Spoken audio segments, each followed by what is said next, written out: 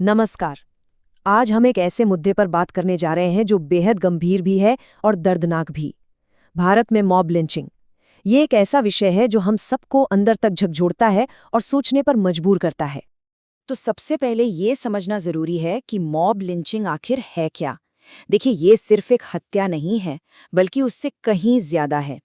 ये वो हालत है जब एक भीड़ खुद ही जज, जूरी और जल्लाद बन जाती है। कानून को अपने हाथ में लेकर सिर्फ एक सुनी सुनाई बात या अफवाह के आधार पर किसी की जान ले लेती है। और यहीं से एक बहुत बड़ा सवाल खड़ा होता है कि ये मामला सिर्फ कानून और व्यवस्था का क्यों नहीं है। ये हमारे पूरे समाज के लिए एक गहरी, एक बहुत बड़ी चुनौती कैसे बन गया है। चलिए इस पूरे विश्लेषण में इसी सवाल का जवाब ढूंढने की कोशिश करते हैं। तो आखिर ये संकट कितना गंभीर है? चलिए पड़ताल करते हैं भीड़ के इस तथाकथित हिंसक न्याय की।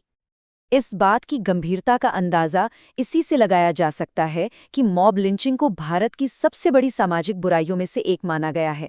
सोचिए, ये सिर्फ एक हिंसा की घटना नहीं, बल्कि हमारे समाज के पूरे ताने बाने पर एक सीधा हमला है। हर आंकड़े के पीछे एक कहानी होती है, एक चेहरा होता है। अब बात करते हैं उन लोगों की जो सिर्फ अफवाहों का शिकार बन गए। उनके मामले हमें इस समस्या की असली और भयावह तस्वीर दिखाते हैं। और देखिए, ये कोई नई समस्या नहीं है। साल 1999 में ग्राहम स्टेन्स और उनके 2 मासूम बेटों को एक झूठी अफवाह की वजह से जिंदा जला दिया गया था। और 2014 के बाद तो जैसे ऐसे मामलों की बाढ़ सी आ गईं। पहलू खान से लेकर तबरेज अंसारी तक न जाने कितने नाम इस भीड़ की हिंसा का शिकार बने। ये दिखाता है कि ये समस्या दशकों से हमारे समाज की जड़ों में बैठी हुई है। वैसे तो इस हिंसा का शिकार कोई भी हो सकता है, लेकिन जब हम आंकड़ों को देखते हैं तो एक बहुत ही परेशान करने वाली तस्वीर सामने आती है। डेटा बताता है कि मुस्लिम और दलित समुदाय के लोगों को कहीं ज्यादा निशाना बनाया गया है। तो चलिए अब आगे बढ़ते हैं और ये समझने की कोशिश करते हैं कि इन घटनाओं के पीछे की वजहें क्या हैं। आखिर वो कौन सी चिंगारी होती है जो इतनी बड़ी आग लगा देती है। ज्यादातर मामलों को अगर आप देखेंगे ना, तो हिंसा की वजह यही सब निकलती हैं। गाय या बीफ से जुड़ी अफवाहें, लव जिहाद जैसे संगीन आरोप, बच्चा चोरी का शक या फिर सीधी सीधी धार्मिक असहिष्णुता। ये सिर्फ बहाने हैं जिनके नाम पर निर्दोष लोगों की जान ले ली जाती है। और इस आग में समझ लीजिए घी का काम करता है सोशल मीडिया। व्हाट्सएप जैसे प्लेटफॉर्म्स पर फर्जी मैसेज और अफवाहें जंगल की आग की तरह फैलती हैं और मिनटों में सैकड़ों लोगों की भीड़ को इकट्ठा कर देती हैं। तो देखिए, यहाँ पर 2 चीजें हैं। एक तरफ है अफवाह, जो पलक झपकते ही फैल जाती है और भीड़ को हिंसक न्याय के लिए उकसाती है। और दूसरी तरफ है हकीकत, जहाँ पीड़ित अक्सर एक बेगुनाह इंसान होता है और देश की पूरी कानूनी व्यवस्था को ताक पर रख दिया जाता है।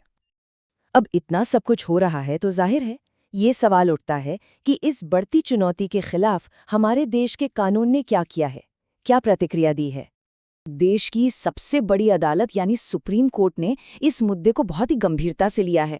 कोर्ट ने बार बार सख्त टिप्पणियां की हैं और सरकार को मॉब लिंचिंग के खिलाफ एक अलग और सख्त कानून बनाने की सलाह दी है।